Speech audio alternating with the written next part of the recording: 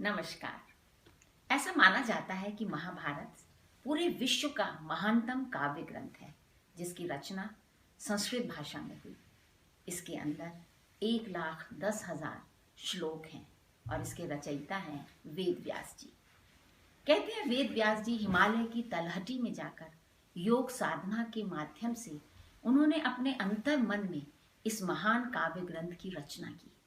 और रचना करने के बाद वो सोचने लगे कि इस इतने बड़े काव्य ग्रंथ को कौन होगा जो लिखेगा बिना त्रुटियों के।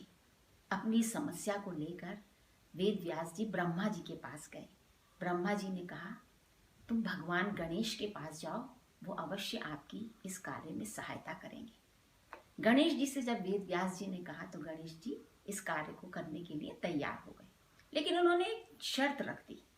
कहने लगे, मैं लिखूंगा तो अवश्य, लेकिन जब एक बार मेरी कलम लिखना प्रारंभ करेगी तो वो रुकेगी तभी जब ये संपूर्ण काव्य ग्रंथ पूरा हो जाएगा।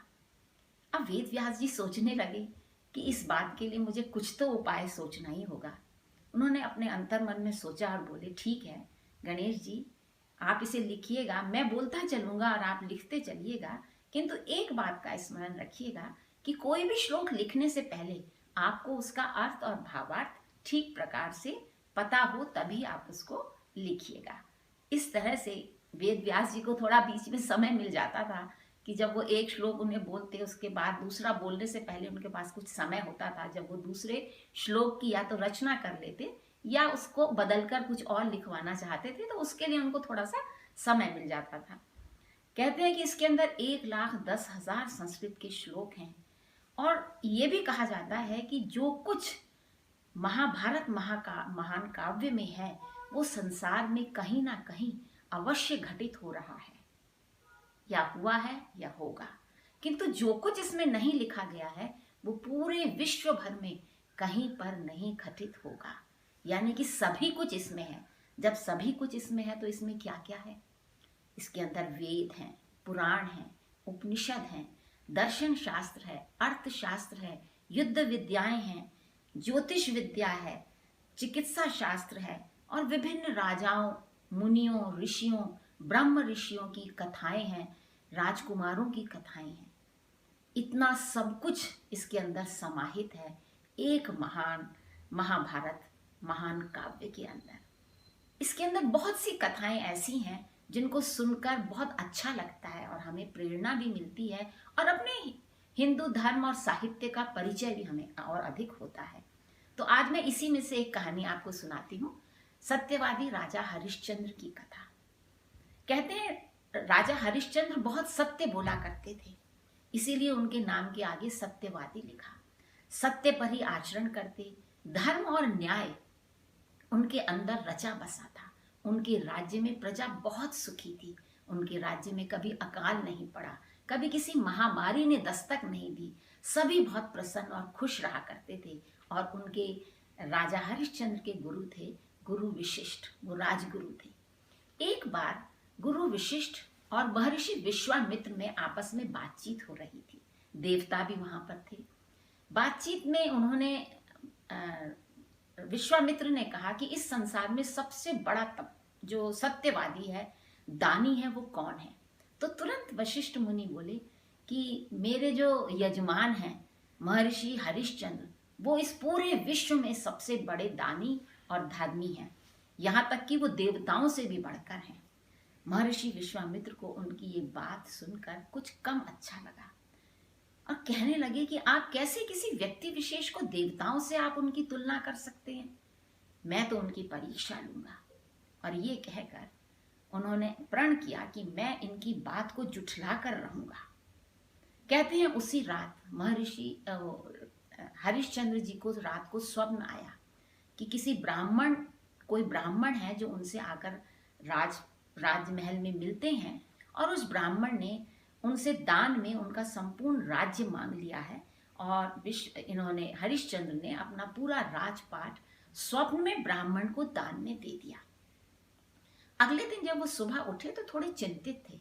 उनकी पत्नी तारामती ने कहा कि राजन, आज आप कुछ चिंतित नजर आ रहे हैं। हरिश्चंद्र ने कहा कि तारामती, रात मैंने एक स्वप्न देखा कि कोई ब्राह्मण आए थे और मैंने उन्होंने मुझसे दान में मेरा पूरा राजपाट मांग लिया था।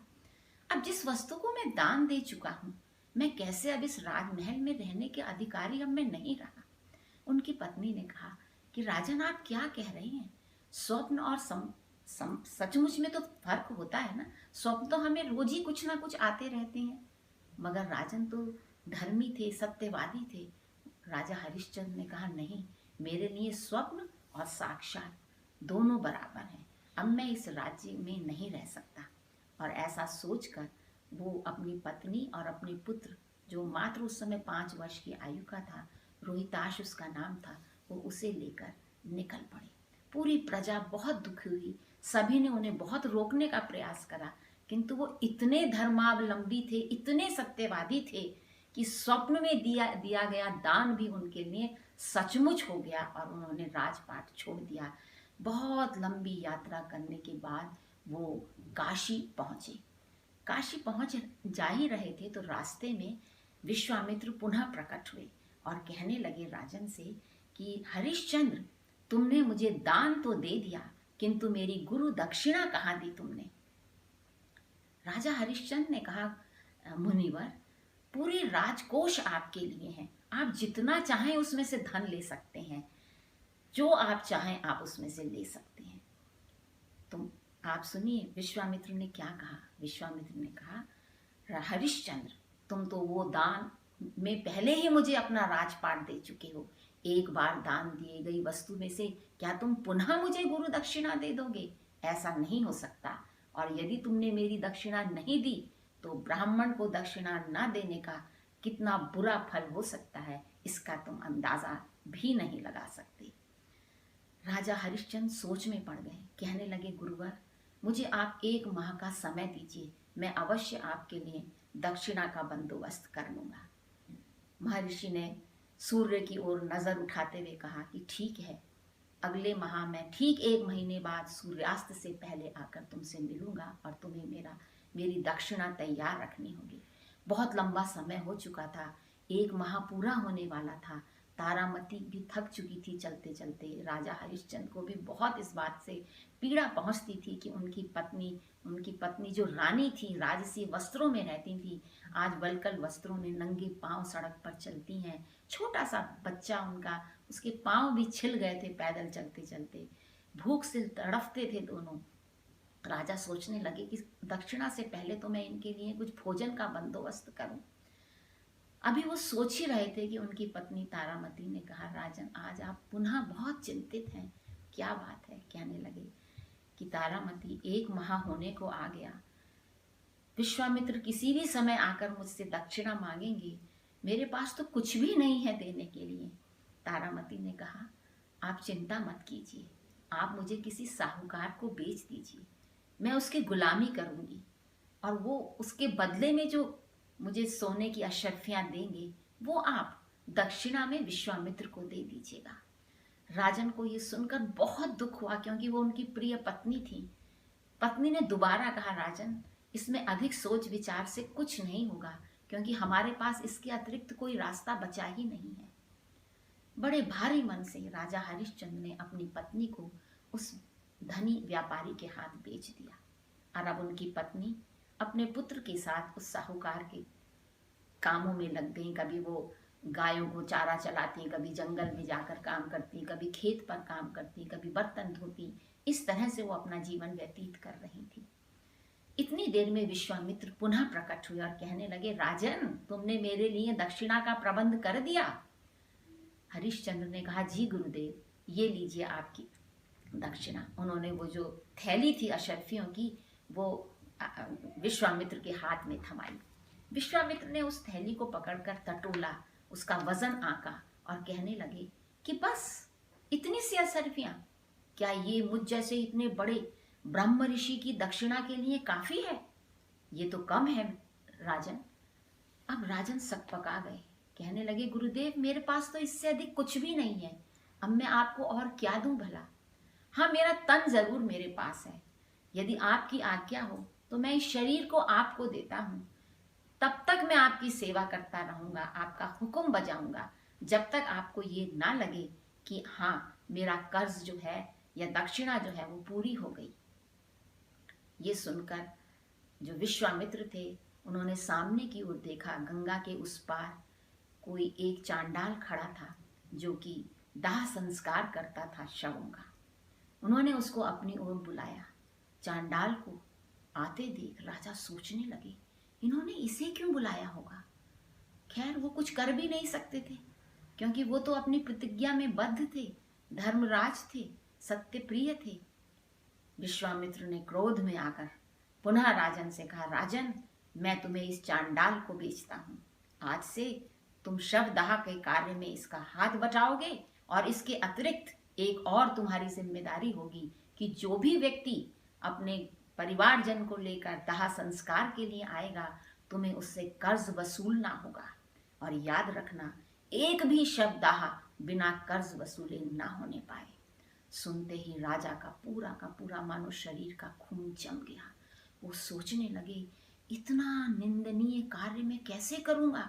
लोग पहले ही अपने प्रियजन की मृत्यु से शोकाकुल होंगे और मैं उनसे कर्ज के रूप में दक्षिणा पैसा मांगूंगा। ये मैं कैसे कर पाऊंगा। लेकिन रास्ता कोई भी नहीं था। उन्होंने जो आज्ञा कहकर उस कार्य को करना शुरू कर दिया। अब आप आगे सुनिए, समय का चक्र कैसा होता है, कभी कभी कितना हमारे जीवन को परिवर्तित कर देता है। एक दिन रात के समय बादल गरज रहे थे और इन्होंने देखा, हरिश्चंद्र ने, कि एक महिला फटे पुराने से कपड़े पहने, गोदी में कुछ लिए, शमशान घाट की ओर आ रही है। अंधेरे में उन्हें ज्यादा ठीक से दिखाई नहीं दिया। जब वो महिला बिल्कुल पास आ गई तो वो देख के भौचक्के रह गए।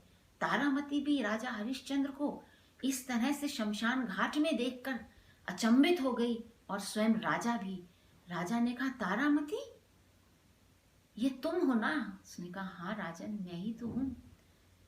तो तुम यहाँ कैसे आई हो, तुम्हारी गोद में ये कौन है। तारामती ने कहा, राजन, ये हमारा पुत्र है, रोहितांश है। कि अरे, इसे क्या हुआ। कि राजन, कल खेत में मैं काम कर रही थी, वहां एक सांप ने इसे डस लिया और इसकी मृत्यु हो गई। मैं क्या करूं। वो फूट फूट कर रोने लगी।